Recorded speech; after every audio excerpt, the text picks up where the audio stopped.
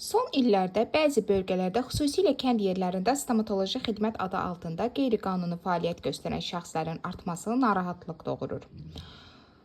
Bu cür şəxslərdən biri də Qax rayonu Kötüklü kəndində Ramin adlı stomatoloqdur. Hansı ki, Ramin adlı bu stomatoloq heç bir təhsili olmadan qanunsuz fəaliyyət göstərir.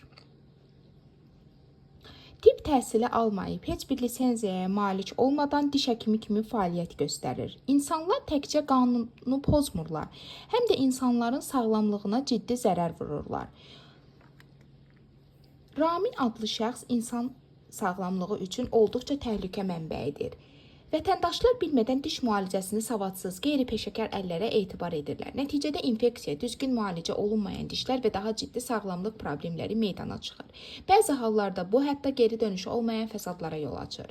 Müvafiq dövlət qurumları bu kimi hallara qarşı nəzarəti gücləndirilməlidir. Lisenziyasız fəaliyyət göstərən şəxsləri müəyyənləşdirərək məsuliyyətə cəlb etməlidirlər. Heç bir vətəndaş da diqqətli olmalı, diş müalicəsi üçün yalnız rəsmi qeydiyyatda olan təhsilli və lisenziyalı həkimlərə müraciət etməlidirlər. Unutmayaq, sağlamlıq təsadüfə buraxıla bilməz. Məsələ ilə bağlı üzümüzü tuturup bütün aidiyyatı qurumları və güc strukturlarına.